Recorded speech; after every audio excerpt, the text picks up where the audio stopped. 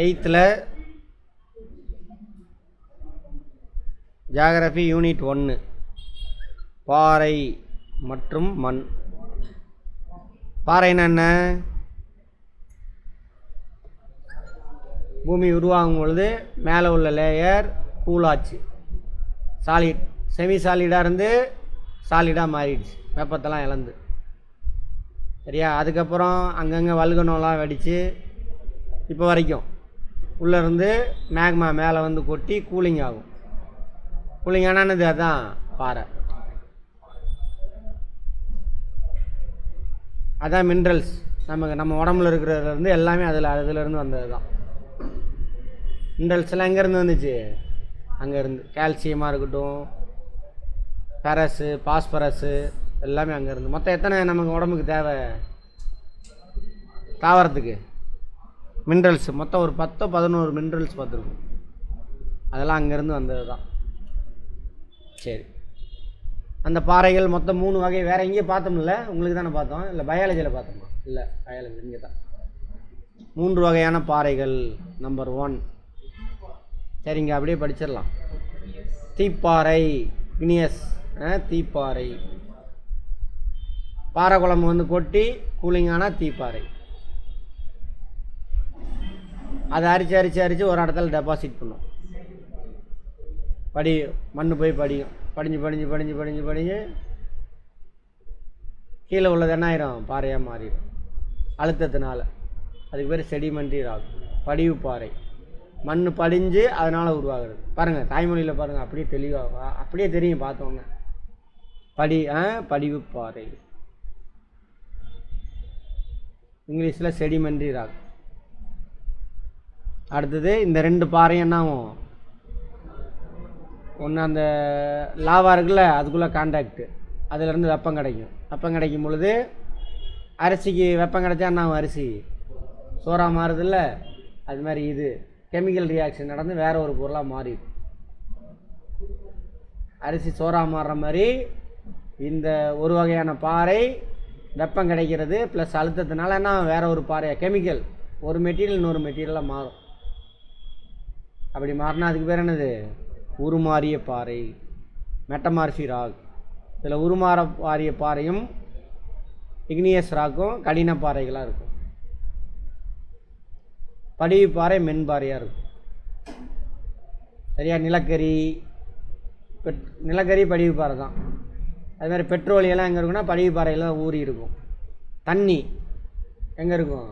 படிவு பாறையில் இருக்கும். சுண்ணாம்புகள் இருந்துச்சுன்னா அங்கே படிவு பாறை இருக்கும்.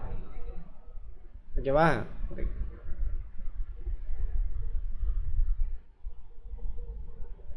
சுண்ணாம்புகள் வந்துட்டு மார்பிளாக மாறுது, அதுக்கு பேர் என்னது?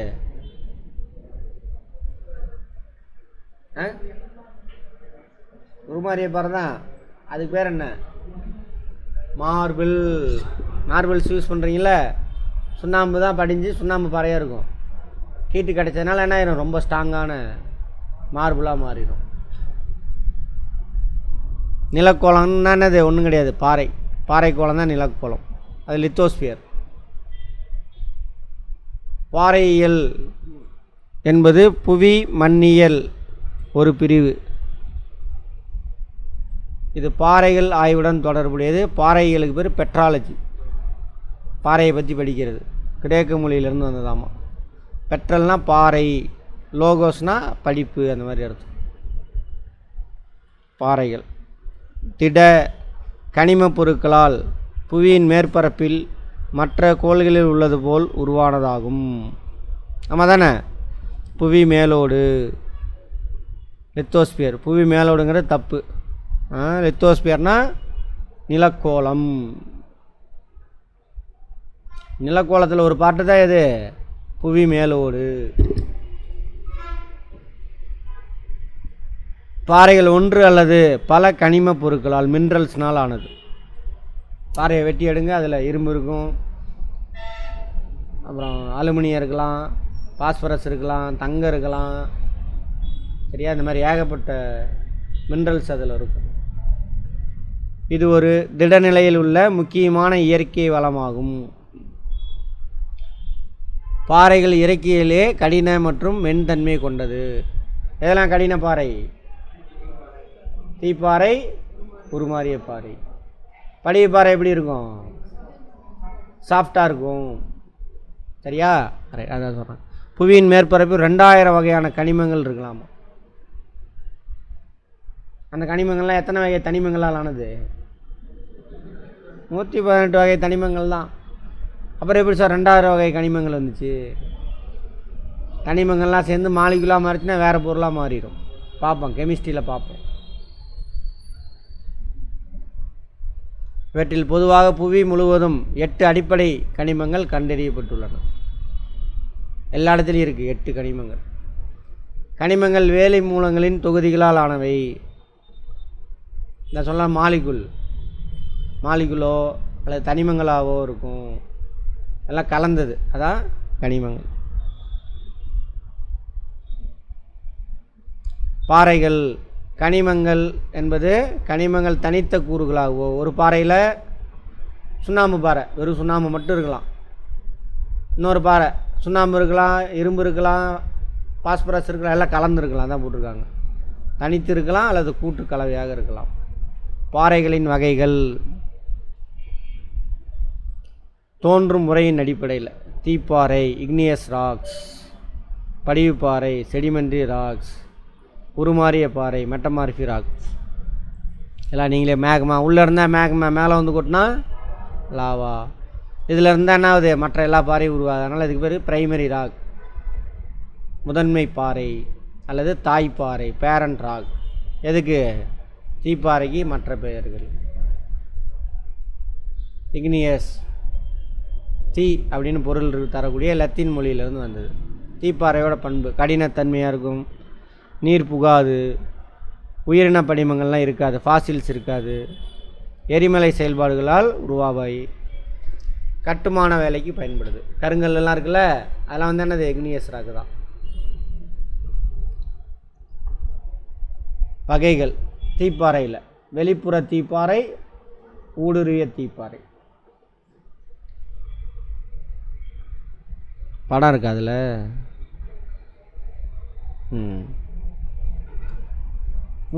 ஊடுருவி இங்கிலீஷில் இன்ட்ரூசிவ் அப்படிம்பாங்க. வெளியில் வந்து கொட்டுது, வெளியில் வந்து கொட்டி அங்கே கூலாச்சு அப்படின்னா எக்ஸ்ட்ரூசிவ். எக்ஸ்னா வெளியிலன்னு அர்த்தம். சரியா? தமிழில் என்ன அர்த்தம், என்ன வார்த்தை? வெளிப்புற தீப்பாறை. அப்படியே தான் இருக்குது. மேக்மா வெளியில் வந்து கொட்டுது, கொட்டி அங்கே வந்துட்டு ஃபார்ம் ஆச்சா அதுக்கு பேர் என்னது? வெளிப்புற தீப்பாறை. அதே உள்ளே ஊடுருவி வருது, ஊடுருவி வந்து அங்கங்கே ஸ்டக்காகி நின்றுச்சு, உள்ளே கூலாகி பாறையாக மாறிடுச்சு, அதுக்கு பேர் என்னது? இன்ட்ரூசிவ். எக்ஸ்ட்ரூசிவ்னா வெளிப்புறம், இன்ட்ரூசிவ்னா உள்ளுக்குள்ளே. சரியா? அது டெக்ஸ்டர் வேரி ஆகும். இதுக்கு பேர் ஊடுருவிய தீப்பாறை, இன்ட்ரூசிவ்.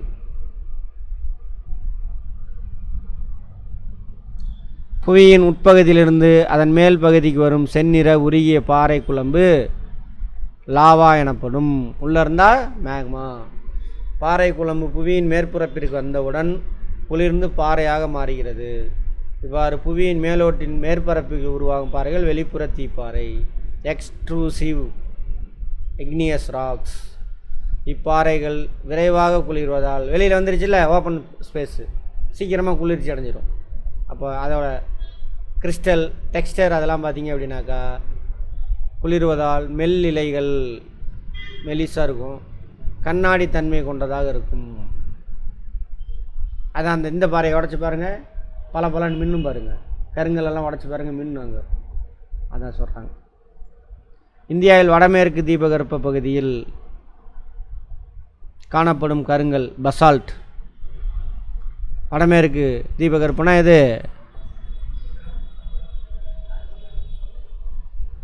சோட்டானாகுரி வீட்டில் அது வடகிழக்கு, வடமேற்கு இங்கே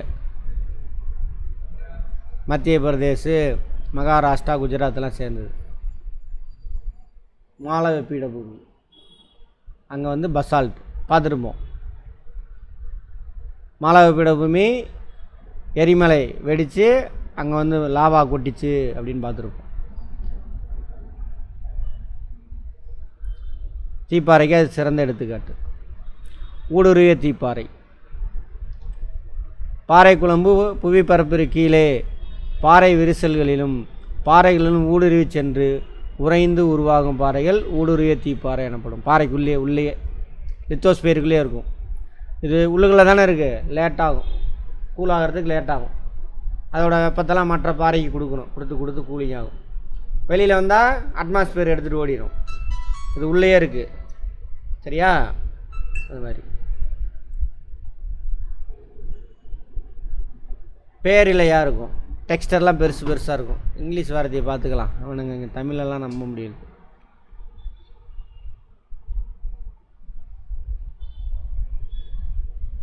கிரைண்ட், ஃபைன் கிரைண்டு. அதோட பார்ட்டிகள் கல் உடச்சிங்கன்னா ரொம்ப சின்ன சின்ன துகளாக வரும், ஃபைன் கிரைன்ஸ், சரியா? இது பெருசாக உடையும். இன்ட்ரூசிவ் ராக் எப்படி இருக்கும்? ஆமாம்,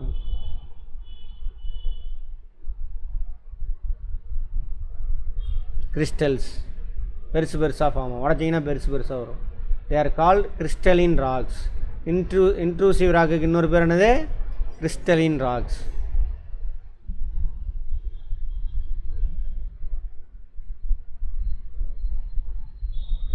எங்கே பாருக்காங்க, அங்கே இருக்கா? அதில் 2 இருக்குது, ப்ளூட்டோனிக், அடுத்தது இடையாளப்பாறை. அடியாளப்பாறை, இடையாளப்பாறை. ரொம்ப ஆழத்தில் ஃபார்ம் ஆச்சு அப்படின்னா அடியாளப்பாறை, பாதாளப்பாறைகள், ப்ளூட்டோனிக் இருப்பாங்க. அடுத்து இடையாளப்பாறை, ரொம்ப ஆழத்தில் இல்லை, கொஞ்சம் முன்னாடியே இருக்குது, அதுக்கு பேர் ஐப்பா பைசல் ராக்ஸ். ஆமாம், புவியின் அதிக ஆழத்தில் உறைந்து உருவாகும் பாறைகள் அடியாளப்பாறைகள். இது இடையில் ரொம்ப ஆழத்தில் இருக்காது, அதுக்கு பேர் என்னது? இடையாளப்பாறை. இது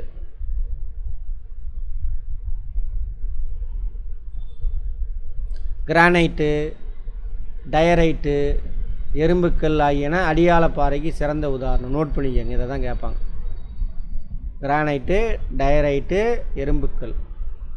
மேலும் டோலிரைட்டு இடையாளப்பாறைக்கு சிறந்த எடுத்துக்காட்டு. இக்னியஸ் ராக் பார்த்துக்கிட்டு இருக்கோம். அதில் எது பார்த்துக்கிட்டு இருக்கோம்? இன்ட்ரூசிவ் ராக் பார்த்துக்கிட்டு இருக்கோம். இன்ட்ரூசிவ் ராக்கில் 2, அடியாளப்பாறை, இடையாளப்பாறை. அடியாளப்பாறைக்கு எடுத்துக்காட்டு கிரானைட்டு, டயரைட், எறும்புக்கல். இடையாளப்பாறைக்கு டோலிரைட். படிகம் கிறிஸ்டலின் ராக்ஸ் அப்படிம்பாங்க. படிகம் எப்படி இருக்கும்? பெருசாக இருக்கும்.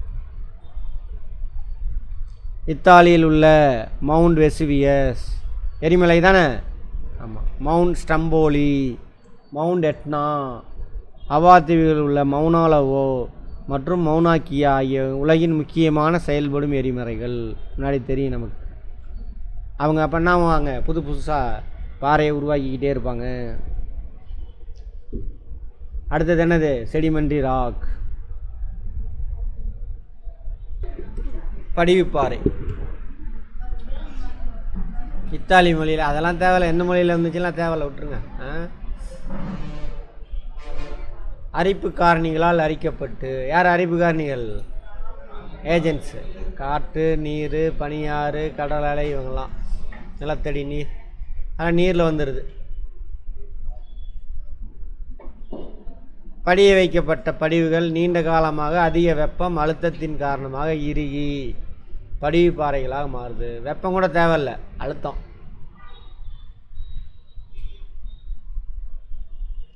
ஸ்டாட்டிஃபைடு. ஸ்டாட்டிஃபைடுனா லேயராக இருக்கும், பார்த்தாவே தெரியும் படிவு பாறையை. இந்த மாதிரி புரியுதா? கோடு கோடா அதெல்லாம் ஒவ்வொரு காலகட்டத்தில் படிவிக்கப்பட்டது. லேயராக. ஸ்டேட்டா அப்படின்னா லேயர்.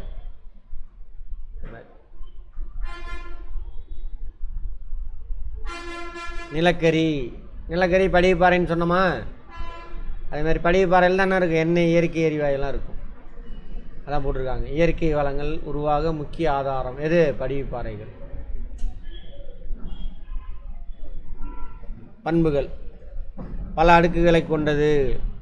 படிகங்கள் அற்ற பாறைகள், கிறிஸ்டலாக இருக்காது. உடைக்கும் பொழுது சின்ன சின்ன துகளாக உடையாது, மாவு மாதிரி ஆயிரும்.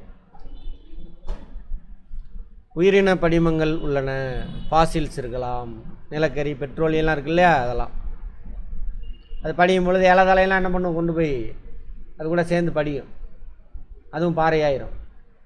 அது மாதிரி புரிஞ்சு வச்சுக்கோங்க. இதில் நிறைய விஷயம் இருக்குது, இன்னும் ஈஸியாக அரிச்சிடும். உலகில் மிக பழமையான படிவுப்பாறைகள் கிரீன்லாந்தில் கண்டுபிடிக்கப்பட்டுள்ளது. எங்கே இருக்குது கிரீன்லாண்டு?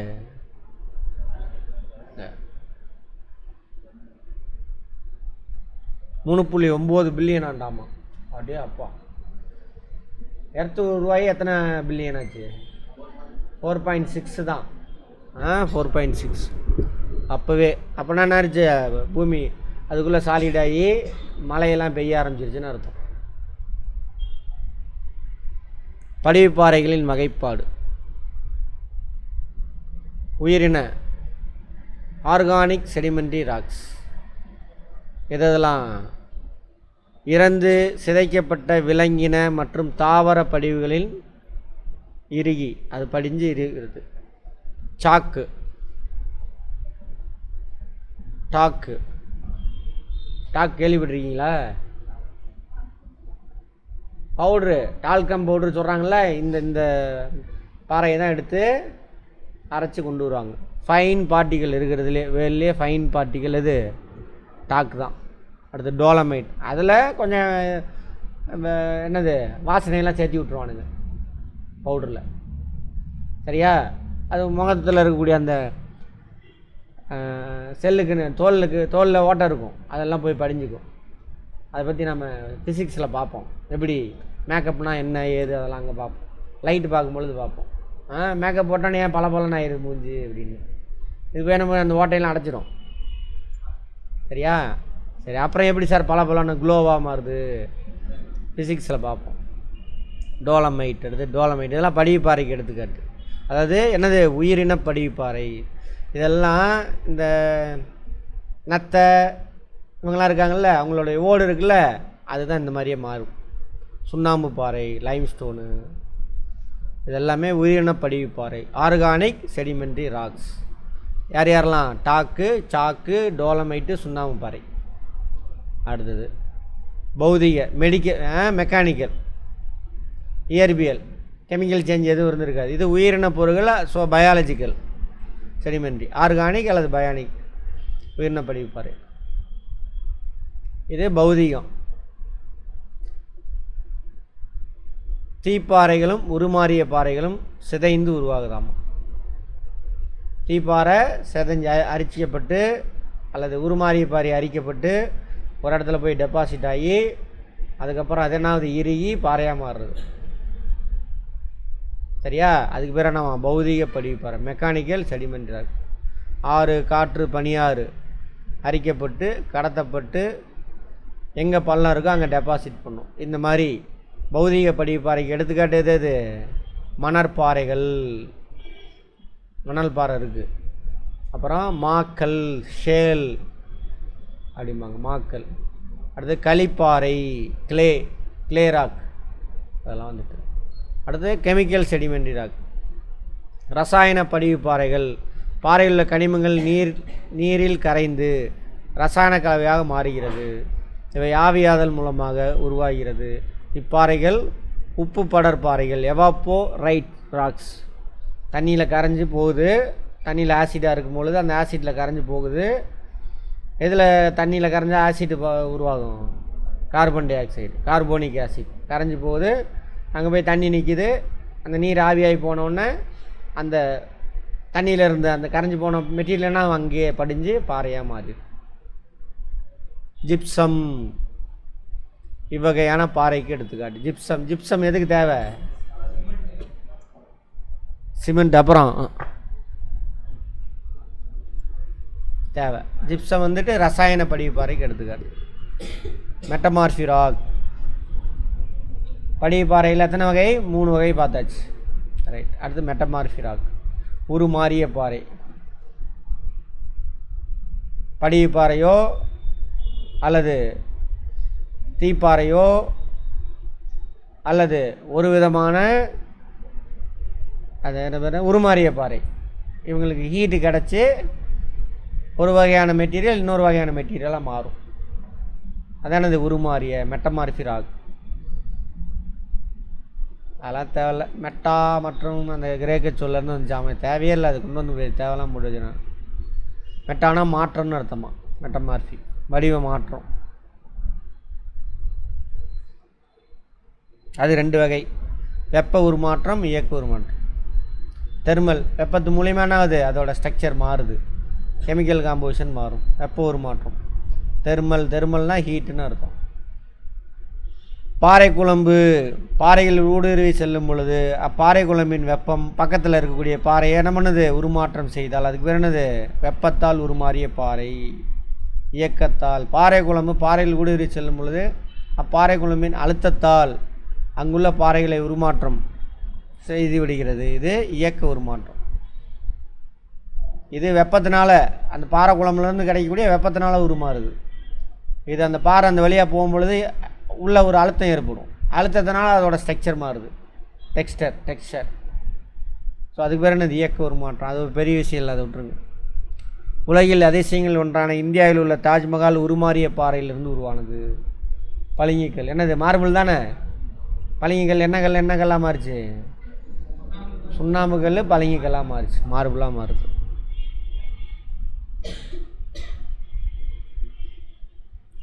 தீப்பாறையிலிருந்து உருமாறிய பாறை, இயக்க உருமாற்றத்தினால். கிரானைட்டு நீஸாக மாறுது. நீஸுன்னு சொல்லணும், நைஸுன்னு சொல்லக்கூடாது, நீஸ். சரியா? சரி. வெப்ப உருமாற்றத்தினால் கருங்கல் பாறை பலகை பாறையா ஸ்லேட்டாக மாறுது. ஸ்லேட்டு பாறை பார்த்துருக்கீங்களா? வீட்டில் அடுப்பாங்கரையில் கல் போட்டிருக்காங்கள, அதான் ஸ்லேட்டு. கடப்பாக்கல்லுன்னு சொல்லுவாங்க பாருங்கள், அதான் ஸ்லேட்டு. ஸ்லேட்டு கேள்விப்பட்டிருக்கீங்களா?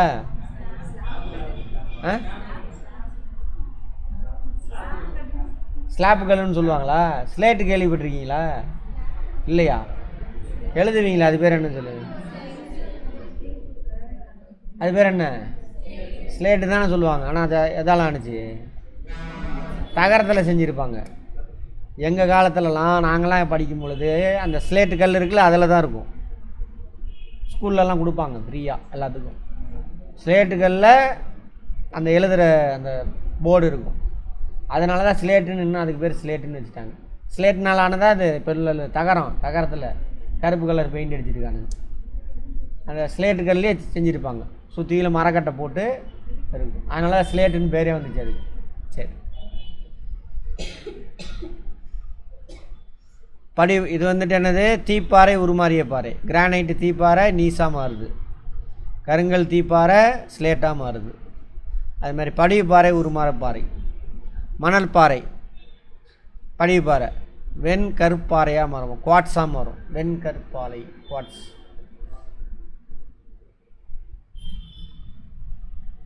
நயாகரா வரமாட்டேங்குது, என்ன பண்ணுறது?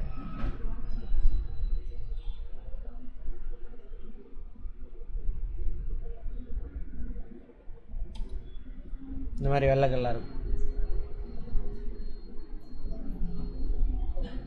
மாக்கல் ஷேல் பலகை பாறை, அதுவும் ஸ்லேட்டாக மாறுது. ஷேலும் பலகை பாறையாக மாறுது. இன்னொன்று என்னது, கருங்கல்லும் ஸ்லேட்டாக மாறுது, பலகை பாறையாக மாறுது. உருமாறிய பாறைகளின் பண்பு, படிகத்தன்மை கொண்டது. கிறிஸ்டல் உடைச்சா சின்ன சின்ன துகளாக வரும், படிகாரக்கல்லாக வரும். உப்பு உடச்சா எப்படி இருக்குது, தூளாகுமா? இதுவும் நைஸாக சின்ன சின்ன பாட்டிகளாக வரும், படிக்கமாக. உருமாறிய பாறைகள் பல்வேறு பட்டைகள், ஒரு பகுதி வெளி நிரப்ப கனிமங்களையும் கொண்டதாகவும் மற்றொரு பகுதி கருமை நிற கனிமங்களையும் கொண்டதாக இருக்கும். அந்த இது இருக்கு இல்லையா, மார்பிள்லே பாருங்கள், பியூர் மார்பிள் இருக்கும், வெள்ளையாக இருக்கும். ஒரு சில மார்பிள் எப்படி இருக்கும், கருப்பும் வெள்ளையும் கலந்து இருக்கும். அதான் சொல்கிறாங்க, கலந்துருக்கு. இது ஒரு முக்கியம் இல்லை, விட்டுருங்க. பாறை சுழற்சி முன்னாடி பேசியாச்சு. இந்த எல்லா பாறையும் ஃபஸ்ட்டு இக்னியஸ் ராக், அது அரிக்கப்பட்டு போய் டெபாசிட் ஆகி படிவு பாறையாக மாறும். திரும்ப இந்த 2 பாறையுமே அந்த வல்கனோனுடைய கிடைக்கக்கூடிய ஹீட்டு அதோட அழுத்தத்தினால என்ன ஆகுது, வேற ஒரு பாறையாக மாறும். அது வந்து உருமாறிய பாறை. ஓகேவா? இந்த பாறையெல்லாம் என்ன ஆகும், கன்வர்ஜென்ட் பவுண்டரியில் எதுக்குள்ளே போகும், அஸ்டினோஸ்பியரில் போய்க்கும், அங்கே போய் உருகிரும் கன்வர்ஜன். அல்லது கரையை கீழே இங்கே இருக்குது அஸ்டினோஸ்பியர்னு வச்சுக்கோங்க. இது கரைஞ்சி அஸ்டினோஸ்பியர் இது வரைக்கும் வந்துடும். அது கூட டச் ஆகும்போது தானே ஆகும், உருகிரும். அப்படியே உருகலாம். கன்வர்ஜன் பவுண்டரியிலனா ஆகும், அஸ்டினோஸ்பியருக்குள்ளே உள்ளே போய் அங்கேயும் உருகலாம். உருகி திரும்ப என்ன ஆகும், மேக்மாவாக வெளியில் வந்து கொட்டி பாறை ஃபார்ம் ஆகும். இதான் பாறை, ராக் சைக்கிள் அப்படின்னு சொல்லுவாங்க. அப்படியே படிச்சுக்கோங்க. குவார்ட்சைட் மற்றும் சலவை கற்கள் பொதுவாக கட்டுமான மற்றும் வேலைப்பாடுகளுக்கு பயன்படுத்தப்படுகிறது. சிற்ப வேலைப்பாடுகளுக்கு. சிற்பம்லாம் எதில் செய்கிறாங்க? மார்பிளில் செய்வாங்க, அல்லது குவார்ட்ஸு அதில் செய்வாங்க. சலவை கற்கள் பரவலாக அழகான சிலைகள். மார்பிள் சலவைகள்னால் அது மார்பிள். என்னது மார்பிளாக மாறுது? சுண்ணாம்புகள். அலங்கார பொருட்களை, குவளை, சிறிய பரிசு பொருட்கள் தயாரிக்க பயன்படுகிறது. சலவை கற்களின் துகள்களிலிருந்து நெகிழி, பிளாஸ்டிக் தயாரிக்கிறாங்களாம்மா, காகிதம் இதெல்லாம் தயாரிக்கிறாங்க. இதில் அந்த மார்பிள் தேய்ச்சி பாலிஷ் பண்ணுறாங்களா, அப்போ சின்ன சின்ன துகள்லாம் விழுவும். அதை வேஸ்ட் பண்ணாமல் அதை எடுத்துகிட்டு போய் பிளாஸ்டிக் தயாரிக்கிறதுலையும் பேப்பர் தயாரிக்கிறதுலையும் பயன்படுத்துகிறாங்க. பாறைகளோட பயன்கள். பாறை இல்லைன்னா ஒன்றுமே இல்லை, அது மேலே தான் நம்ம வசிக்கிறோம். பாறைகள் வரலாற்று காலம் முதல், வரலாற்று காலம்லாம் இல்லை, வரலாற்றுக்கு முற்பட்ட காலத்துலேருந்து பயன்படுத்துகிறான். இங்கே தப்பாக இருக்குது. வரலாற்றுக்கு முற்பட்ட காலம், ப்ரீ ஹிஸ்டாரிக் பீரியட் பார்க்கலாம். இங்கே எப்படி போட்டிருக்கான்னு பார்ப்போம்.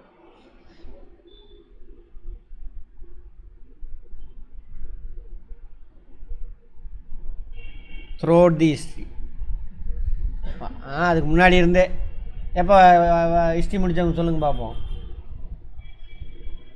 மனிதன் முதல்ல ஏதாவது கருவியாக பயன்படுத்தினா கல்லை தான். பழைய கற்காலத்தில் அப்படியே பாறை எடுத்து அப்படியே ராவாக பயன்படுத்துவோம். எதுக்கு பயன்படுத்தினா? வேட்டையாடுறதுக்கு. கிழங்கு அகழ்தலுக்கு தமிழ் வார்த்தையை பயன்படுத்துங்க, அதுக்கெல்லாம் யூஸ் பண்ணோம். அப்புறம் வேட்டையாடின விலங்குனுடைய தோலெல்லாம் கிழிக்கிறதுக்கு. அப்புறம் என்ன பண்ணோம், அதை மிடிவேல் என்னது மீசோலித்திக்கில் என்ன பண்ணுவோம், அதை கைக்கு அடக்கமாக சுருக்கி மாற்றுவான் மீசோலித்திக். சரியா? அதுக்கப்புறம் தான் பாலிஷ் போடுவான். நியோலித்திக்கில் தான் என்ன பண்ணுவான், பாலிஷ் போடுவான். நியோலித்திக் ஏஜில் தான் விவசாயம் செய்ய ஆரம்பிப்பான். விவசாயம் செய்ய ஆரம்பித்தால் டைம் ஏகப்பட்டது கிடைக்கும். அப்போ அழகுபடுத்தக்கூடிய வேலை அங்கே நடக்குது. சாப்பாடு சரியா எப்போ அழகுபடுத்திக்குவாங்க ஒருத்தங்க? நேரம் டைம் இருக்கும் பொழுது. சாப்பாடு, உணவு, உடை, இருப்பிடெல்லாம் கிடச்சிச்சு, டைம் ஃப்ரீயாக இருக்குது. அப்புறம் தான் அழகுபடுத்த ஆரம்பிப்பாங்க. அவனையும் அவனை சுற்றியில் உள்ள பொருள் அழகுபடுத்திக்குவாங்க. இப்பயும் அதே கதை தான். கிராமத்தில் போய் பாருங்கள், லேடிஸ் அழகுபடுத்திக்கிறாங்களா? ஆனால் காலையில் எழுந்திரிச்சோன்னே வேலை, காட்டில் போய் வேலை செய்யணும், திரும்ப வந்து வீட்டில் வந்து வேலை செய்யணும். பவுட்ரு கூட அடிக்க மாட்டாங்க, ரொம்ப ரேராக அடித்தா தான் உண்டு. அதே தான் அப்பயும். அதை வச்சு நாங்கள் வச்சுக்கோங்க. பாலிஷ் எப்போ போடுறான்? நியோலித்திக் ஏஜில். அப்போ தான் விவசாயம் செய்ய ஆரம்பிப்பான். புதிய கற்காலத்தில் விவசாயம் செய்ய ஆரம்பிப்பான். ரைட். பொருளாதார அம்சத்தில் ஒரு மதிப்பு மிக்க பொருளாக உள்ளது பாறை. பாறையிலேருந்து என்ன கிடைக்குது நமக்கு? வீடு கட்டுறதுக்கான பொருள், மண் எல்லாமே பாறை தான். மினரல்ஸ், உடம்புக்கு தேவையான மினரல்ஸு பாறை தான். சரியா? பெட்ரோலியம், நிலக்கரி எல்லாம் எங்கே கிடைக்குது? பாறையில் தான் கிடைக்குது சொல்கிறாங்க. உலோகங்கள், அப்புறம் இரும்பு, தங்கம் எல்லாமே எங்கேருந்து கிடைக்குது? பாறையிலேருந்து தான் கிடைக்குது. அடுத்தது நாகரிக வளர்ச்சிக்கு இன்றியமையதாக இருந்து வந்துள்ளது உலோகம். மனிதன் பயன்படுத்திய முதல் உலோகம் எங்கே? எது? செம்பு. அது எங்கேருந்து கிடைச்சிது? பாறையிலேருந்து தான் பிரித்து எடுக்கணும். அப்புறம் போக தான் இதை பயன்படுத்தினான், உலோக கலவை பயன்படுத்துவான். அப்புறம் இரும்பெல்லாம் அட்வான்ஸ் ஸ்டேஜ்னு அர்த்தம். உலகத்தில் இரும்பு பயன்படுத்தின முதல் நாகரிகம் அது திராவிட நாகரிகம். நிறுவிட்டாங்க. தமிழ்நாடு கிடச்சிருக்கு. கொஸ்டின் வரும் பார்த்துக்கோங்க. இருக்குது சிலபஸில், டிஎன்பிசியில் இருக்குது. அகல ஆராய்ச்சி செய்திகள் அப்படின்னு கரண்ட் அஃபேரில் வரும். என்ன காலம்? கிமு 3300, இன்னையிலேருந்து 5300 வருஷத்துக்கு முன்னாடி. அதான் போராட்டம் போயிட்டுருக்கு பாருங்கள், நடந்துகிட்ருக்கா. நேற்று கூட யார் போராட்டம் பண்ணாங்க? கீழடி எவிடன்ஸ் கொடுத்துட்டோம் குர்ரா அப்படின்னு போராட்டம் பண்ணுறாங்க. யார் போராடுறாங்கன்னு பார்த்துக்கோங்க. மேலும் பாறைகள் நம்முடைய வாழ்க்கையில் பல முறையில் பயன்படுத்தப்பட்டு வருகிறது. எல்லாம் ராக் சைக்கிள் எல்லாமே இருக்கும். அப்படி சும்மா பாடத்தை பொறுத்து சிமெண்ட் தயாரிக்க, சுண்ணாம்பு, எழுதுகோல், சாக்பீஸு, நெருப்பு பற்ற வைக்கிறதுக்கு அந்த காலத்தில் பயன்படுத்துகிறான். சிக்கிமிக்கிக்கெல்லாம் பயன்படுத்தியிருப்பான். அதுக்கப்புறம் கட்டட பொருள், குளியல் தொட்டி, நடைபாதையில் பதிக்கும் கல், அணிகலன்லாம் இருக்குல்ல, எல்லாம் பாறையிலேருந்து வந்தால் தான். தங்கத்துலேருந்து, பிளாட்டினியத்துலேருந்து, அப்புறம் அதில் வச்சுருக்கிறோம்ல கல், வைரம், எல்லா கல்லும் அதெல்லாம் அங்கேருந்து வந்தது தான். அலங்கார பொருள், கூரை பொருள் எல்லாம் அங்கேருந்து.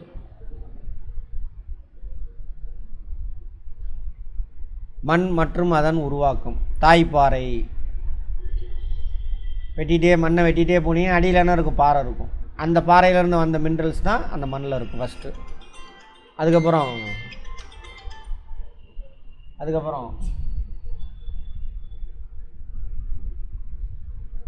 தாய்ப்பாறை.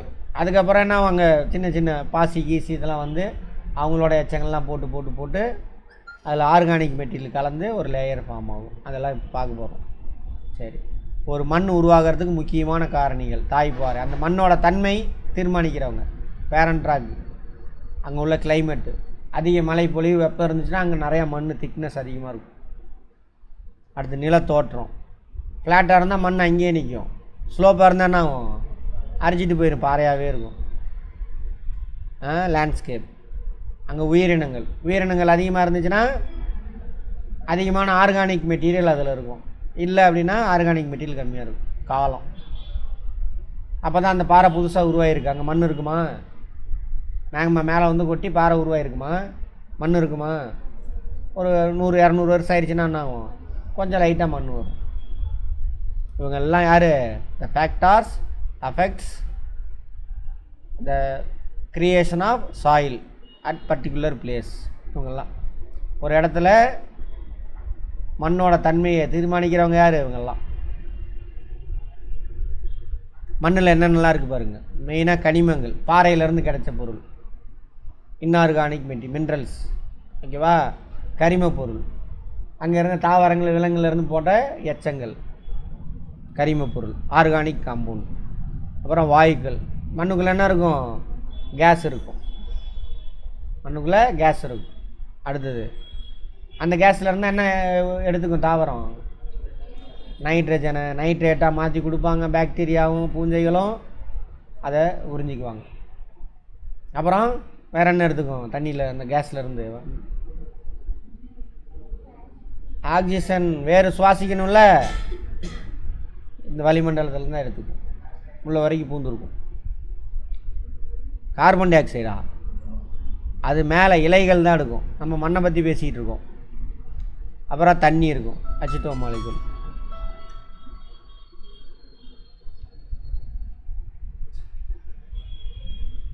அடுத்தது நிறையா நுண்ணுயிர்கள்லாம் இருக்கும் மண்ணில்.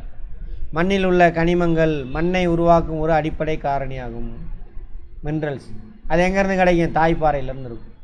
புவியின் மேல் மண் உருவாவதால் இது புவியின் தோல். அப்போ தானே பூமி மேலே ஃபஸ்ட்டு மண் தானே இருக்கும். அதை வெட்டி எடுத்தோம்னா அந்த கீழே போனால் என்ன இருக்கும்? பாறை இருக்கும். ஸோ அதனால் மண்ணை என்னன்னு சொல்கிறாங்க? துளியும் புவியின் தோல், ஸ்கின் ஆஃப் தி எர்த். பாறைகள் வானிலை சிதைவு, அரித்தல் செயல்முறைகளுக்கு உட்படுத்தும் பொழுது மண்ணாக உருவாகிறது. பாறை எப்படி மண்ணாக உருவாகுதுன்னு சொல்கிறான். வானிலை சிதைவு, வெதரிங், சின்ன சின்ன துகளாக உடையும், அப்புறம் அரித்து ஒரு இடத்துல டெபாசிட் பண்ணுறது. நீர், காற்று, வெப்பநிலை மாறுபாடு, புவியீர்ப்பு விசை, வேதி பரிமாற்றம், உயிரினங்கள் மற்றும் அழுத்தங்களால் தாய்ப்பாறைகள் சிதைவிடுகின்றன. தாய்ப்பாறை சிதைவு ஒரு வெதரிங் யாரெல்லாம் காரணம்? இவங்களாம் தான் காரணம். தண்ணி பாறையை சிதைக்குமா சார்? சிதைக்கும். பார்ப்போம், டைம் இருந்தால் சொல்கிறேன்.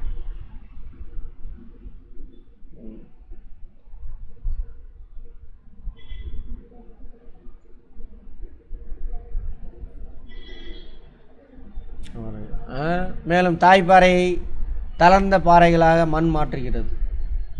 கீழே உள்ள பாறையை இன்னும் கொஞ்சம் உடஞ்ச சின்ன சின்ன துகளாக மாற்றும். உடைப்பட்டு மிருதுவான துகள்களாக மாறுது. இந்த செயல்முறைகள் பாறை துகள்களிலிருந்து தாதுக்கள் வெளிப்பட காரணமாக இருக்குது. மினரல்ஸ்லாம் வெளியில் வந்து கொட்டுது. பின்னால் தாவரங்கள் அதில் வளரும். முன்னாடி சொல்லியாச்சு. மண்ணிற்கு இலைக்கும் சத்தை ஊட்டுகின்றன. மண்ணிற்கும் இலைக்கும் சத்தை ஊட்டுகின்றன. எது? அந்த தாதுக்கள். இச்சீரான செயல்முறை மண்ணை வளமடைய செய்கிறது. ஒவ்வொரு ஆண்டும் டிசம்பர் 5 உலக மண் தினமாக கொண்டாடுறோம். மண்ணோட கூட்டுப்பொருள் சாயிலில் என்னென்னலாம் இருக்குது முன்னாடி பார்த்ததான். கனிமங்கள், கரிம பொருள், தண்ணி, காற்று, மைக்ரோப்ஸ். இதில் கரிம பொருள் எவ்வளோ இருக்காமா? கனிமங்கள் தான் அதிகம், 45%. மினரல்ஸ், கரிம பொருள், ஆர்கானிக் காம்பவுண்ட் 5% தான். நீர் 25%, காற்று 25%. மண்ணுக்குள்ளே கேட்பாங்க, காம்போசிஷன் கேட்பாங்க. இது இடத்துக்கு இடம் மாறுபடும், காலத்துக்கு காலம் மாறுபடும். மழை காலமாக இருந்தால் தண்ணி அதிகமாக இருக்கும், ஆமாவா? காற்று கம்மியாக இருக்கும். வெயில் காலம் நம்ம ஊரில் மழை பெய்யலை, ட்ரையாக இருக்குது, மண்ணில் என்ன ஆயிரும்? தண்ணி இருக்காது, அளவு குறைஞ்சி போயிடும். அதே பாலைவனம் தண்ணி இருக்காது அவ்வளோவா. அதே டெய்லி மழை பெய்கிற இடம்லாம் இருக்குது. பூமத்திய ரேகை பகுதி டெய்லியுமே மழை பெய்யும், வருஷம் ஃபுல்லாக மழை பெஞ்சிக்கிட்டே இருக்கும். மழை பெய்யாத நாளே இருக்காது. காலையிலேருந்து சாயந்தரத்துக்கு வெயில் அடிக்கும், சாயந்தரம் மழை பெய்ய ஆரம்பிச்சு. பார்ப்போம் கிளைமேட்டு, அதுதான் அடுத்து தான் பார்க்க போகிறோம். அதில் பார்ப்போம். மண்ணின் குறுக்கமைப்பு, சாயில் ப்ரொஃபைல். மண்ணை குறுக்க வெட்டி பார்க்குறாங்க. எங்கேயாவது போய் பாருங்கள், கிணறு ஏதாவது வெட்டுவாங்க, அல்லது வீடு கட்டுறதுக்கு குழி ஒன்று உண்டுவாங்க, போய் பாருங்கள், தெரியும். இதே மாதிரி இருக்கும்.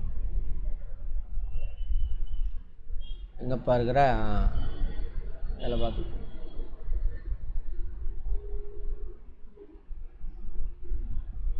இந்த ஆர்கானிக் லேயர், அதாவது ஆர்கானிக் காம்பவுண்ட்லாம் இருக்கும், கரிம பொருள்லாம் இருக்கும். பலமான பகுதி அதுதான். அடுத்து 2வது சாயில். இது கொஞ்சம் லைட் கலராக இருக்கும், இன்னும் உள்ளே போக இன்னும் லைட் கலராக இருக்கும். அடிமண், ஏன்னா அதில் என்ன இருக்காது? ஆர்கானிக் காம்பவுண்ட்லாம் இருக்காது. அப்புறம் முன்னாடி தாய்ப்பாறை சிதைஞ்சு சின்ன சின்ன இதெல்லாம் கலந்து நரம்பு மாதிரி இருக்கும். அதுக்குள்ளே போனீங்கன்னா தாய்ப்பாறை இருக்குது, பெட் ராக், பேரண்ட் ராக்லாம். இலைமக்கு அடுக்கு ஓ. ஏ வந்துட்டு மேல் மண் அடுக்கு. அடுத்தது இ உயர்மட்ட அடுக்கு, கீழேருந்து வரும் பொழுது அடிமண் அடுக்கு. இதெல்லாம் இந்த மினரல்ஸ் மட்டும்தான் இருக்கும். பாறையில் என்ன மினரல்ஸ் இருக்கோ அது மட்டும்தான் இதுலேயும் இருக்கும். இதில் மட்டும்தான் இலைமக்கு உயிரினங்களுடைய பிரிவுலாம் இருக்குது. கேட்பாங்க, எந்த லேயரில் கரிம பொருள் அதிகமாக இருக்கும்? ஓ அடுக்கு, இலைமக்கு அடுக்கு, தாய்ப்பாறை. ஓலை, இந்த கரிம பொருட்களால் உருவானவை. இலை, சருகு, கிளை, பாசி எல்லாம் இருக்கும். ஏ கரிம மற்றும் கனிம பொருட்களால் ஆனது, 2 கலந்துருக்கும் இதில். ஏ அடுக்கு அதான் லைட் கலர். இது பயங்கர டார்க்கு, கரிம பொருளால் ஆனது. கரிம பொருள், கனிம பொருள் 2ஆலையும் ஆனது. இ அடுத்தது உயர்மட்ட அடுக்கு, அதிக அளவு லீச்சிங், சுவர்தலுக்கு உட்படுத்தப்பட்ட அடுக்கு. களிமண், இரும்பு, அலுமினியம் ஆக்சைடு போன்ற தாதுக்கள் இவ்வடிக்கில் கணிசமாக இருக்கும். லீச்சிங்னா உரிச்சிட்டு போகிறதுன்னு வச்சுக்கோங்களேன், அது வேண்டாம், அது தெரிஞ்சுக்க நான் விட்டுருங்க. இந்த அடுக்கில் தான் என்ன இருக்குது? மினரல்ஸ் அதிகமாக இருக்கும். அடுத்து பி அடுக்கு. அடுத்தது தாய்ப்பாறையின் ரசாயன பௌதிக மாற்றத்திற்கு உட்பட்டவை. இரும்பு, களிமண், அலுமினியம் ஆக்சைடு, கனிம பொருட்கள்லாம் நிறையா இருக்கும். தாய்ப்பாறை, தாய்ப்பாறைகள் குறைந்த அளவே சிதைக்கப்பட்டிருக்கும். இது ஃபுல்லாக மண், இது தாய்ப்பாறை சிதைஞ்சிருக்கு. கடைசி இது தாய்ப்பாறை அடுக்கு. கரிசல் மண், மண்ணோட டைப்ஸ் ஆஃப் சாயில்ஸ், அதில் இருக்கக்கூடிய மெட்டீரியல்ஸை பொறிச்சு. இந்த சார்ட்டுக்கு பேர் என்னது? Pie chart. டேட்டா இன்டர்பிரிட்டேஷனில் கேட்பாங்க. எவ்வளோ கொடுத்துருக்கானோ வட்டமாக, அது வட்டம்னா எவ்வளவு?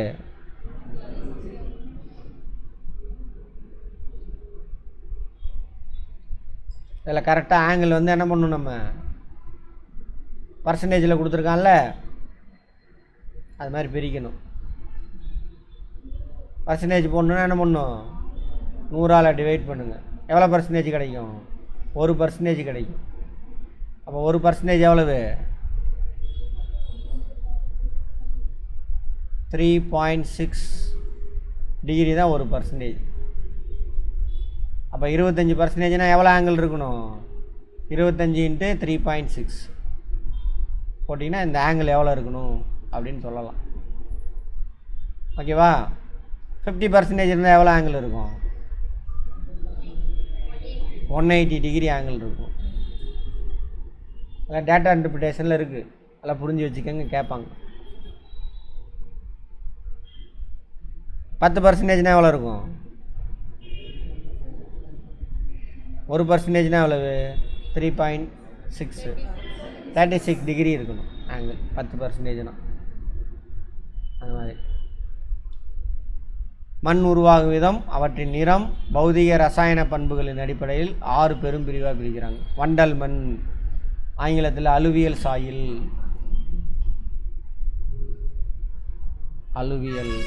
அலுவியம் அப்படின்னு சொல்லுவாங்க, அலுவியல் சாயில்.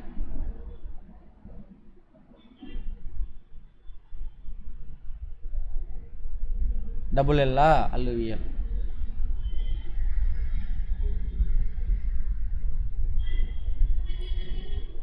வண்டல் மண். 6 கடற்கரை, 6 அரிச்சிட்டு வந்து டெபாசிட் பண்ணுறது தான் என்னது? Alluvial soil. அப்போ ஆற்றங்கரை ஓரங்கள்லேயும் அதேமாதிரி ஆற்று சமவெளிகளில் கடற்கரை ஓரத்தில் இது இருக்கும். மிகவும் வளமான மண். ஒவ்வொரு வருஷம் 6 என்ன வெள்ளம் வருதா, அப்போ சைடில் போய் தண்ணி நிற்கும், அந்த மண் படிஞ்சு இருக்கும். இப்போ நம்ம வீட்டுக்கிட்ட கூட பார்த்திங்கன்னா தெரியும், தண்ணி எங்கேயாவது நின்றுச்சு ஓடி வந்து ஒரு பள்ளத்தில் நிற்கிது, தண்ணி வற்றினதுக்கப்புறம் பார்த்திங்கன்னா தெரியும் கொலன்னு ஒரு லேயர் நிற்கும். அதுதான் அந்த அலுவியல் சாயில். அதில் நிறையா ஆர்கானிக் காம்பவுண்ட்லாம் இருக்கும். ஓகேவா? மணல், வண்டல் மண் தமிழில். ஆற்று சமவெளிகள், வெள்ளச் சமவெளிகள், கடற்கரை சமவெளியில் காணப்படும். ஓடும் நீரின் மூலம் கடத்தப்பட்டு நுண்ணிய துகள்களால் படிய வைக்கப்பட்டு உருவாக்கப்படுகிறது. இது மற்ற மண் வகையை காட்டிலும் வளமானது. இருக்கிறதுலே வளமான மண் இதுதான். இந்த 6 வகையில் எல்லாமே எல்லா பயிரும் பயிர் செய்யலாம். அதிகமாக ஆற்றுப்படுகை தானே அது, நிறையா தண்ணி தேவைப்படக்கூடிய பயிர் அங்கே விளைவிப்பாங்க. நெல், கரும்பு, கோதுமை, சணல், வாழை, கரும்பு எல்லாமே போடுவாங்க. கரிசல் மண், பிளாக் சாயில்.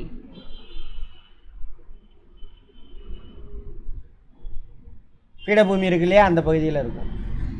இந்த பசால்ட்டு மேலே வந்து கொட்டுச்சுல்ல, அங்கே இரும்பு சத்து அதிகமாக இருக்கும். கரிசல் மண் நீரை நிறையா உறிஞ்சி வச்சுக்கும், ஃபைன் பார்ட்டிகிள்ஸாக இருக்கும், நல்லா தண்ணியை உறிஞ்சி வச்சுக்கும். மணலோட இது ரொம்ப சின்ன சின்ன பார்ட்டிகிள்ஸாக இருக்கும், தண்ணியை நல்லா உறிஞ்சி வச்சுக்கும். பருத்தி பயிர் செய்கிறதுக்கு உகந்த மண் எது? Black soil. எங்கே பீடபூமி இருக்கோ அங்கே பிளாக் சாயில் இருக்கும், மனசில் வச்சுக்கோங்க. கரிசல். தீப்பாறைகள் சிதைவடைவதால் மேக்மா மேலே வந்து கொட்டி உருவாதானது பீடபூமி பார்த்தோமா, அது கரிசல் மண். இயற்கையிலே களிமண் தன்மையும் ஈரப்பதத்தை தக்க வைத்துக் கொள்ளும் திறனும் கொண்டது. பருத்தி நல்லா விளையும், கேட்பாங்க, பார்த்துக்கங்க. சரியா? அடுத்தது செம்மண். தாய்ப்பாறையில் இரும்பு அதிகமாக இருந்தது அப்படின்னாக்கா ஆக்சிஜன், வளிமண்டலத்தில் இருக்கக்கூடிய ஆக்சிஜன் கூட வினைபுரிந்து அந்த இரும்பு ஆக்சைடாக இருக்கும். தண்ணி படும் பொழுது சிவப்பு கலராக மாறிடும். சிவப்பு மஞ்சள் 2 கலந்த மாதிரி இருக்கும். ஒருவேளை அங்கே தாவரம் இருந்துச்சு அப்படின்னாக்கா சிவப்பு கலர் என்ன ஆயிரும்? கலர் மாறிடும்.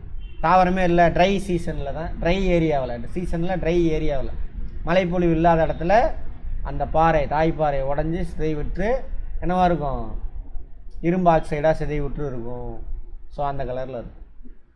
உருமாறிய பாறை மற்றும் படிகப்பாறைகள் ஆகியவற்றை சிதைவடைவதால் உருவாகிறது. இரும்பு ஆக்சைடு அளவை பொறுத்து மண்ணினோட நிறம் பழுப்பு நிறத்துலேருந்து சிவப்பு நிறம் வரைக்கும் இருக்கும். எதை பொறுத்து? இரும்பு ஆக்சைடை பொறுத்து. விவசாயம் பண்ண முடியாத சார் நான் பண்ணலாம், ஆர்கானிக் உரம்லாம் போட்டு விவசாயம் பண்ணலாம். ஓகேவா? ரைட். அரை வறண்ட பிரதேசங்களில் காணப்படும். பாதி பாலைவனம், ஒழுங்காக மழை பெய்யாது. தூத்துக்குடி, ராமநாதபுரம்லாம் போய் பாருங்கள், இந்த மண்ணு தான் இருக்கும். அங்கே மட்டும் கிடையாது, இந்தியாவில் மறைவு பிரதேசம்னு சொல்லுவாங்க இந்த பகுதி. இங்கேருந்து சென்ட்ரல் இங்கெல்லாம் மழை அவ்வளோவா பெய்யவே பெய்யாது. அங்கே எல்லாமே இந்த இந்த இந்த மண்ணு தான் இருக்கும். ஆறு ஓடுற இடத்துல மட்டும் மாறுபடும், மற்ற இடத்துலலாம் என்னவாக இருக்கும்? இந்த மாதிரி பரியலூர் அதெல்லாம் அப்படி தான் இருக்கும். அந்த பக்கம் காவேரி தாண்டி கீழே போயிட்டீங்க அப்படின்னாக்கா புதுக்கோட்டை, ராமநாதபுரம், தூத்துக்குடி அங்கெல்லாம் அப்படி தான் இருக்கும். இதே மாதிரி மண் டைப் தான் இருக்கும். அந்த மாநிலம்லாம் அந்த மாவட்டம்லாம் இந்த ஏரியாவில் தான் இருக்கும். செம்மண். அடுத்து சரளை மண், லேட்ரைட் சாயில். ரைட். இது வளம் குறைந்த மண்ணாகிறப்ப திணை பயிர் அதிகமாக பயிர் செய்வாங்க. புரியுதா? இந்தியாவில் திணை தானே அதிகமாக சாப்பிட சொல்கிறாங்க. சிறுதானியம் இருக்குல்ல, மில்லட்ஸ் சிறுதானியம், அந்த மண் தான் அதிகமாக இருக்குது, அதுதான் விளையும். சரியா? ரைட். அடுத்தது சரளை மண். அதேமாதிரி பருப்பு வகையும் நல்லா விளையும் இங்கே. அடுத்து சரளை மண், லேட்ரைட் சாயில். அதிகமான மழை பொழிவு இருக்கணும், அதிகமாக வெயில் அடிக்கும், அங்கே தான் இருக்கும் லேட்ரைட் சாயில். சரளை மண் இங்கிலீஷில் லேட்ரைட் சாயில். அயன மண்டல பிரதேசங்களில் பார்ப்போம். அயன மண்டலம் என்னென்னு பார்ப்போம். நாளைக்கு தான் பார்க்க போகிறோம். நாளைக்கு என்ன வெள்ளி தானே? நாளைக்கு பார்க்க மாட்டோம், திங்கக்கிழமை பார்ப்போம். அதோட பேசிக்ஸ்லாம் பார்த்துட்டு அப்புறம் போவோம். நாளைக்கு கிளைமேட்டாலஜி மிஸ் பண்ணிடாதீங்க யாரும். ஸ்டார்டிங் அதான், அதெல்லாம் புரிஞ்சுட்டு வந்தீங்கன்னா பின்னாடி புரியும். இதெல்லாம் சேர்த்து தான் ஃபைனலாக நீ நம்ம ஊரில் என்ன எப்படி இருக்குன்னு சொல்லலாம். நீ எந்த ஊருக்கு போனாலும் கரெக்டாக புரிஞ்சுக்கிட்டீங்கன்னா எந்த ஊருக்கு போனாலும் அதோட ஆல்டிடியூடு லேட்டிடியூட்லாம் வச்சு இங்கே இந்த மாதிரி தான் கிளைமேட் இருக்கும் அப்படின்னு ஒன்றால் சொல்ல முடியும். இப்போ எங்கே மழை பெய்யுது, இங்கே தமிழ்நாட்டில் ஏன் மழை பெய்யுது, சேலத்தில் ஏன் மழை பெய்யுது, எல்லாமே சொல்ல முடியும் உங்களால். ஏன்னு சொல்ல முடியும். சரியா? சரி. இம்மண் அதிக வெப்பநிலை. எப்படி சிவிக்ஸ் பார்த்தோம்ல, இப்போ என்ன நடக்குது, யாருக்கு பவர் இல்லை எல்லாமே பார்த்துருப்போம். அதேமாரி இது சிவபெருமான் கொண்டையிலேருந்து மழை பெய்யுதா? சரியா? அப்புறம் என்னது, வைகை, சரி கங்கையா, கங்கை சிவபெருமான் கொண்டையிலேருந்து உருவாகுது எல்லாம் சொல்லுவாங்க. எங்கேருந்து உருவாகுது என்னன்னு பார்ப்போம். அதிக மழைப்பொழிவு கொண்ட பகுதியில் லீச்சிங் அப்படிம்பாங்க. லீச்சிங்னா மேலே உள்ள ஏதோ ஒரு மெட்டீரியல் மட்டும் உரித்து எடுத்துகிட்டு போயிடும். சிலிக்கா அந்த மாதிரி பொருளை உரித்து எடுத்துகிட்டு போயிடும். ஸோ சரளையாக இருக்கும், லேட்ரைட் சாயில். இப்போ நம்ம ஏற்காடுலாம் போயிருக்கீங்களா? உயரமான மலை பிரதேசம், கடற்கரையெல்லாம் போய் பாருங்கள். கொஞ்சம் கல்லும் இதுவும் கலந்த மாதிரி இருக்கும், லேட்ரைட் சாயில். சரளை மண் வார்த்தையில் இருக்கும், சரளையாக இருக்கும். அங்கே என்ன சார் நல்லா விளையும் அப்படின்னா, தோட்டப்பயிர், காஃபி, தேயிலை எல்லாம் மலை பிரதேசங்கள் தானே போட்டிருக்காங்க, அது விளையும். மலை பிரதேசங்களில் நல்லா மழையும் பெய்யும், வெயில் அடிக்கும் நம்ம ஊர்லாம். ஸோ அங்கெல்லாம் இருக்கும். அப்புறம் கேரளாவில் போனீங்கன்னா முந்திரி. நம்ம ஊர்லேயே கடற்கரை, கடலூர், விருத்தாச்சலம்லாம் என்னது முந்திரி போடுறாங்கல்ல, லேட்ரைட் சாயில். தோட்டப்பயிர்கள் நல்லா விளையும். பிளான்டேஷன். தோட்டப்பயிர்னா என்ன சார், ஒரு தடவை ஒரு செடியோ மரமோ வச்சுட்டோன்னா ரொம்ப நாளைக்கு பலன் தரும். அதுக்கு பேர் என்ன, இது தோட்டப்பயிர். எல்லாமே கேட்பான், எல்லாமே கேள்வி பார்த்துக்கணும். கதையாக கவனிங்க. நான் ஒரு மலை மண், மலை பிரதேசங்களில் இருக்கும், மலைச்சரிவுகள். காரத்தன்மையுடன் குறைந்த பருமன் கொண்ட அடுக்காக உள்ளது. திக்னஸ் கம்மியாக இருக்கும். மலைச்சரிவில் பேஸாக இருக்கும், காரத்தன்மை உள்ளது. உயரத்துக்கு ஏற்றவாறு இம்மண்ணின் பண்புகள் இடத்திற்கு இடம் மாறுபடுகிறது. ஏன்னா கடல் மட்டத்திலேருந்து மேலே போக என்ன டெம்பரேச்சர் மாறுமா, குறையுதா? ஸோ உயரத்துக்கு ஏற்ற மாதிரி அதோட மண்ணோட தன்மை இருக்கும். மலைச்சரிவுகள் இருக்குது மலை மண். அடுத்து பாலை மண், வார்த்தையில் அர்த்தம் இருக்குது. பாலை என்னென்னு அர்த்தம், தண்ணி கம்மியாக இருக்குது, பாலைவனம், டெசர்ட் சாயில். அங்கே என்ன இருக்கும், ஒன்லி கனிம பொருள் மட்டும் இருக்கும். பாறை உடஞ்சி சின்ன சின்ன துகள் மட்டும் இருக்கும், உயிரினம் இருக்காது. அப்போ கனிம பொருள் இருக்காது. விவசாயம் செய்ய முடியுமா? முடியும். உரம் போட்டு விவசாயம் செய்யலாம். ராஜஸ்தான்லாம் பார்த்தீங்கன்னு வச்சுக்கோங்க, பாலைவனம். பஞ்சாப், ஹரியானாவே பாலைவனம் தான். அங்கே சட்லஜ் நதியிலேருந்து என்ன பண்ணுறோம், ஒரு இந்திரா காந்தி கேனால்னு ஒரு வாய்க்கால் வெட்டி சுதந்திரத்துக்கு அப்புறம் அந்த பாலைவனம் ஃபுல்லாக என்ன பண்ணிட்டானுங்க, சோலைவனம் ஆக்கிட்டானுங்க. விவசாயம் நடக்குது. ஆனால் அதில் நிறையா என்விரான்மெண்டல் இஷ்யூலாம் இருக்குது. சட்லஜிலேருந்து வந்ததுனால என்ன ஆயிடுச்செல்லாம் அந்த இந்த கேனால் கட்டுறானுங்க. மனுஷனா ஆறு வெட்டி உருவாக்குனா கேனால் அதுக்கு பேர். பக்கத்தில் எல்லாம் என்ன ஆயிடுச்சு, இந்த மாதிரி சோலைவனமாக மாறிடுச்சு. விவசாயம் பண்ணலாம். அப்போ எப்படி விவசாயம் பண்ணால், அந்த பாலை மண்ணில் உரம் போட்டு பண்ணலாம். உவர் தன்மை இருக்கும், நுண்துளைகளை கொண்டது, வளம் குறைந்த இம்மண்ணில் வேளாண்மை மேற்கொள்ள இயலாது. பண்ணலாம். எப்படி?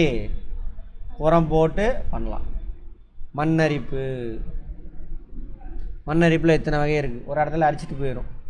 மேலே தானே வளமான மண், அரிச்சிட்டு போயிட்டால் முடிஞ்சு போச்சு கதை. திரும்ப விவசாயம் பண்ணுறது அதெல்லாம் கஷ்டம். ஓடும் நீர், காற்று தான் மண்ணரிப்புக்கு முக்கியமான காரணங்கள். ஷீட் எரோஷன், மேலே உள்ள ஒரு லேயரை மட்டும் அரிச்சிட்டு போயிடும். ரில் எரோஷன், லைட்டாக கொஞ்சம் ஆழமாக வெட்டி எடுத்துடும். சரியா? கல்லி, இன்னும் ஆழமாக வெட்டினா கல்லி. மழை பெஞ்சு அந்த வரப்புலலாம் பார்த்தீங்கன்னு வச்சுக்கோங்க, தரையோடு அரிச்சிட்டு போச்சு அப்படின்னாக்கா அதுக்கு பேர் ஷீட் எரோஷன், அடுக்கு அரிப்பு. ஒரு மேலே உள்ள லேயர் மட்டும் எடுத்துட்டோம். எங்கேயாவது வரப்பு மாதிரி இருக்கும், இப்படி அதுங்க லைட்டாக அரித்து சின்ன பள்ளம் மாதிரி இருக்கும், அதுக்கு பேர் என்னது? ரில்லு, ஓடை அரிப்பு. அது வழியாக தண்ணி ஓடும். அது வேணும் கொஞ்சம் ஆழமாக எடுத்தானது, அதுக்கு பேர் கல்லி, கல்லி எரோஷன். மண் உருவாக எவ்வளவு காலம் ஆகும்? வெப்பமண்டலத்தில் ஈஸியாக மண் உருவாகும். சரியா? ரைட். காலநிலையை பொறுத்தது. மிதவெப்ப மண்டல காலநிலை பிரதேசத்தில் 1 சென்டிமீட்டர் மண் உருவாக 200லேருந்து 400 வருடம். மிதவெப்ப மண்டல காலநிலைனா பார்ப்போம், கிளைமேட்டாலஜி பார்த்தா தான் புரியும், அதுக்கப்புறம் படிங்க அதை. ஓகேவா?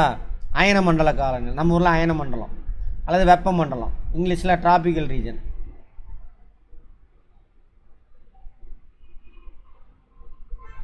மிதவெப்ப மண்டலம் டெம்பரேட் ரீஜன். அங்கே வெப்பம் கம்மியாக இருக்குல்ல, அதனால் டைம் அதிகமாக எடுத்துக்கும். வார்த்தையில் எடுத்துக்கு பாருங்கள், மித வெப்ப மண்டலம். அயன மண்டலத்துக்கு இன்னொரு பேர் வெப்ப மண்டலம். ஹீட் அதிகமாக இருக்குது, சீக்கிரம்னா உடையும், 200 வருஷம் ஆகும். அங்கே டபுள் ஆகும். நன்கு வளமான மண் உருவாக ஏறத்தாழ 3000 வருடங்கள் ஆகுமா? அப்படியே அப்பா பார்த்துக்கோங்க. மண் வள பாதுகாப்பு. மண் என்ன பண்ணணும்? நம்ம பொத்தி பொத்தி பார்க்கணும், அரிச்சிட்டு போகாமல் இருக்கணும், மேய்ச்சலை கட்டுப்படுத்தணும், அணைகளை கட்டணும், பயிர் சுழற்சி முறை. இப்போ நெல் போட்டிங்கன்னா அடுத்து என்ன பண்ணணும்? நெல் வந்துட்டு நைட்ரேட்லாம் உறிஞ்சிடும். நைட்ரஜன் ஃபிக்சேஷன் பண்ணக்கூடிய தாவரம் எதுன்னு பார்த்தோம் பயாலஜியில், லெகுமினஸ் தாவரம். ஸோ அடுத்தது அதை போடணும். அதை என்ன பண்ணும்? நைட்ரேட்லாம் ஃபிக்சேஷன் பண்ணி மண்ணை திரும்ப வளப்படுத்திடும். அதுக்கப்புறம் திரும்ப நீ நெல் போடலாம். அப்படி நிறைய விஷயம் இருக்குது. அதுக்கு தான் பயிர் சுழற்சி முறை, கிராப் சைக்கிள் அப்படிங்கிறது. பட்டை முறை வேளாண்மை, அதாவது சரிவான இடத்துல பட்டை பட்டையாக அடுக்கு மாதிரி கட்டி கட்டி விவசாயம் பண்ணலாம். மண்ணின் பயன்கள். மண் இல்லைன்னா ஒன்றுமே இல்லை. இயற்கை வளம், உயிரினங்கள் வாழ்கிறதுக்கு மண் தான் முக்கியம். பாறையாக இருந்தால் என்ன இருக்காது? உயிரினமே வந்திருக்காது. கனிமம் எல்லாமே அங்கே தான் கிடைக்கிது, ஊட்டச்சத்து தாவரங்களுக்கு எல்லாத்துக்கும் அதில் இருந்தால் நமக்கு கிடைக்கிது. பீங்கான் இந்த மாதிரி பொருள்லாம் அங்கே இருந்தால் தயாரிக்கிறோம். செங்கல், கருங்கல் எல்லாம் அங்கே, சாரி செங்கல்லாம் இதில் தயாரிக்கிறோம், மண்ணில் இருந்தால் தயாரிக்கிறோம். கைவினை பொருள் தயாரிக்கிறது, பானை எல்லாமே எங்கே? இயற்கை முறையில் நீரை வடிக்கவும் சுத்திகரிக்கவும். சாக்கடை தண்ணி ஓடுதா, அது ஃபில்டராகி என்ன கீழே நிலத்தடி நீருக்கு போதில், போர் போட்டு எடுக்கிறோம்ல, சாக்கடை தண்ணின்னா ஃபில்டராகி அங்கே இருக்கும். ஏமா சிரிக்கிற? இங்கே சாக்கடையில் ஓடுதில்ல, சாக்கடையில் வேர்வையில் எச்சியில் இந்த இதெல்லாம் ஆவியாக எங்கே போயிடும்? வளிமண்டலத்துக்கு போய் மழை பொழிவாக கீழே விட்டுது. எப்படி இருக்குது? அதான் இயற்கை சுத்திகரித்து வருது. சரியா? அடுத்தது அதான் உண்மை. பாறைகள், மண் வகைகள் புதுப்பிக்க இயற்கை வளங்கள் ஆகும். புதுப்பிக்கத்தக்க இவை இரண்டும் மனிதர்களின் அன்றாட வாழ்க்கைக்கும். பாறை மண்ணு புதுப்பிக்கத்தக்கதாமா, ஏன்னா 100 வருஷத்தில் கிடைக்குதா, அதனால். இருங்க இங்கிலீஷில் பார்த்துக்கலாம், இதை பார்த்துட்டு தப்பாயிட போகுது.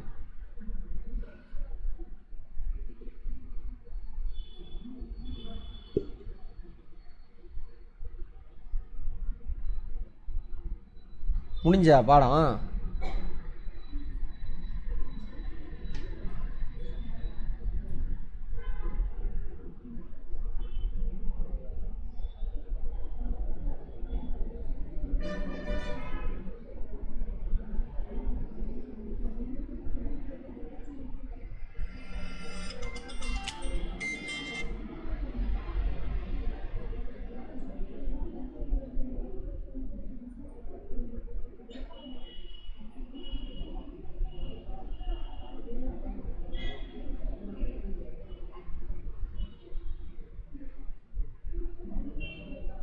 சரி, புதுப்பிக்கத்தக்க வளம் தான் சொல்கிறான். மனிதர்கள் அன்றாட வாழ்க்கைக்கும் பொருளாதார வளர்ச்சிக்கு ரொம்ப பங்காற்றுது. பாறைகள் சார்ந்த தொழிலகங்கள் அதிகரித்துள்ளதால் குறிப்பிட்ட அளவு மக்களுக்கு வேலை வாய்ப்புகள் கிடைத்துள்ளன. பாறை சார்ந்த தொழில்னால் எது சிற்பம் உருவாக்குறது மற்றும் அந்த சட்டி இதெல்லாம் செய்கிறது. பானையில் செய்கிறாங்களா அதெல்லாம் சொல்கிறாங்க. குடியிருப்புகள் பொருளாதார நடவடிக்கைகளுக்கு மண் ஆதாரமாக இருக்குது, வீடு கட்டுறதுக்கு எல்லாத்துக்குமே. சரியா? ஸோ மண்ணை எப்படி பயன்படுத்தணும்? நம்ம ப்ராப்பராக பயன்படுத்தணும், வேஸ்ட் பண்ணக்கூடாது. அதெல்லாம் இருக்குது. எது பாறை கோலம் என அழைக்கப்படுகிறது? நிலக்கோலம், லித்தோஸ்பியர். உலக மண் நாள் டிசம்பர் 5. உயிரின படிமங்கள் டேஸ் பாறையில் காணப்படுகிறது. மண்ணின் மேல்நிலை அடுக்கு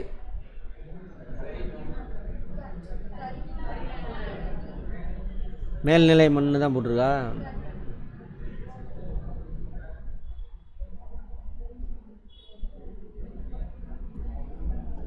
சரி, கரிம பொருள் அப்படியே வச்சுக்கோ.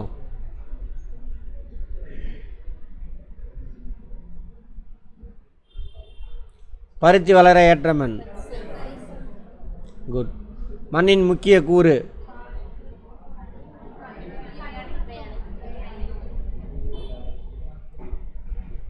கனிமங்கள் எத்தனை % இருக்கும்? நீர்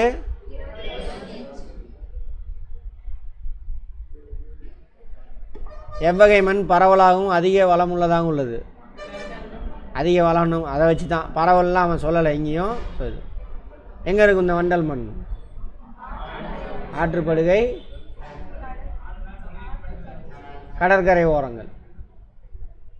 பாறைகளை பற்றி அறிவியல் பெட்ராலஜி. அதெல்லாம் கேட்க மாட்டான், இருந்தால் ஓகே. டேஸ் மண் திணைப்பயிர்கள் விளைவிப்பதுக்கு ஏற்றது? செம்மண். புவியின் தோல் மண். உருமாறிய பாறைகள் ஒரு வகையான டேஸ் பாறை தாஜ்மஹால் கட்ட பயன்படுத்தப்பட்டது?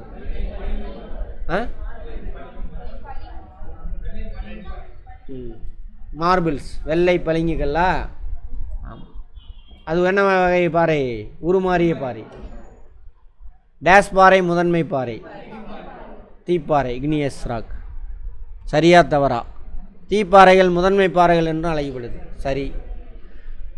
களிமண் பாறையிலிருந்து பலகைகள் உருவாகிறது. தவறா? மணல். ரைட், களிமண் கிடையாது, தப்பு. செம்மண் சுவருதல் லீச்சிங் செயல்முறையில் உருவாகிறது? இல்லை. லீச்சிங்னா ஒரு முக்கியமான பொருளை அழைச்சிட்டு போயிருன்னு சொன்னோம்ல, தவறு. என்னது? லேட்ரைஸ் சாயில், கரிசல் மண் இருக்குல்ல, அதுதான் அந்த மாதிரி இருக்கும். கரிசலா? சரி, சரளை மண். இயற்கை மணலுக்கு மாற்றாக கட்டுமான பணிகளுக்கு செயற்கை மணல் பயன்படுகிறது? எம்சாண்டு, செயற்கை மணல். ஓகே. படிவு பாறைகள் பற்றி எரிமலை சுற்றி எரிமலை காணப்படுது? அப்படியா? இல்லை, எரிமலையை சுற்றி வேணா இருக்கலாம், தப்பு. அது ஏதோ சொல்லியிருக்கானுங்க. கிரானைட்.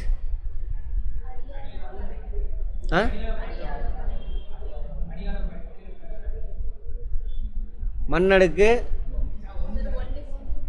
சரி, 1. மண்ணடுக்கு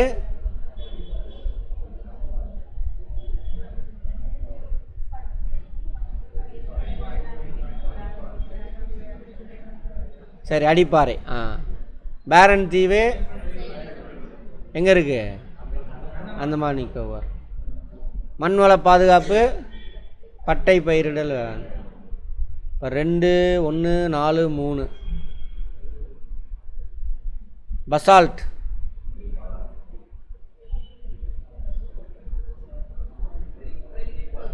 வெளி தீப்பாறை, வெளிப்புற தீப்பாறை. சுண்ணாம்பு பாறை, நிலக்கரி. நிலக்கரியோட வகைகள் இது: ஆந்திரசைட்டு, பிட்டுமினஸு, லிக்னைட்டு, பீட்டு. மொத்தம் 4 இருக்கும். பார்ப்போம், ஜாகிரஃபிலே வரும், வளங்களில் பார்ப்போம். நிலக்கரி பார்த்தாச்சா? அடுத்தது நீஸு, உருமாறிய பாறை.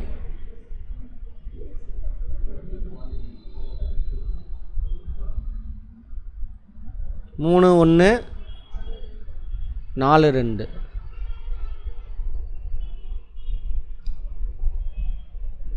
தவறான விடை. சரி சரி. தீப்பாறைகள் முதன்மை பாறைகள் என்று அழைக்கப்படுது. சரி, அப்போ இது ஆன்சர் இல்லை. பாறைகள் வானிலை சிதைவினால் மண்ணாக உருமாறுகிறது. கரெக்டு. அப்போ இது ஆன்சர் இல்லை. படிவு பாறைகள் கடினமான தன்மை கொண்டவை. தவறு. அப்போ இதுதான் ஆன்சர். தக்கான பீடபூமி பகுதியில் தீப்பாறைகள் உருவானவை. சரி, அப்போ இது ஆன்சர் இல்லை. மண்ணரிப்பு மண் வளத்தை குறைக்கிறது. கரெக்டா? அப்போ இது ஆன்சர் இல்லை. இயக்க உருமாற்றம் அதிக வெப்பத்தால் உருவாகிறது, அழுத்தத்தால் உருவாகுது. அப்போ இதுதான் தப்பு. இதுதான் ஆன்சரு. மண் ஒரு புதுப்பிக்கக்கூடிய வளம். கரெக்டு. ஸோ அது ஆன்சர் இல்லை. இலைமக்குகள் மேல்மட்ட மண்ணின் ஒரு பகுதியாகும். கரெக்டு. அப்போ இது ஆன்சர் இல்லை. கரெக்ட். படிவு பாறைகள் பல்வேறு அடுக்குகளை கொண்டது. கரெக்டாக? ஸ்டேட்டா பார்த்தோமா, ஒரு லேயரா. படிவு பாறைகள் பல்வேறு காலங்களில் உருவானவை. ரெண்டுமே கரெக்டு. அதனால தான் ஸ்டேட்டாகவே உருவாது. கூற்றுக்கு சரியான காரணம் கூற்று இல்லையா? கூற்று 1 and 2 சரி, கூற்று 1க்கு கூற்று 2 சரியான காரணம். அப்படி இருந்தால் இங்கே என்ன கொடுத்துருக்கான்னு அதை பார்த்துருது.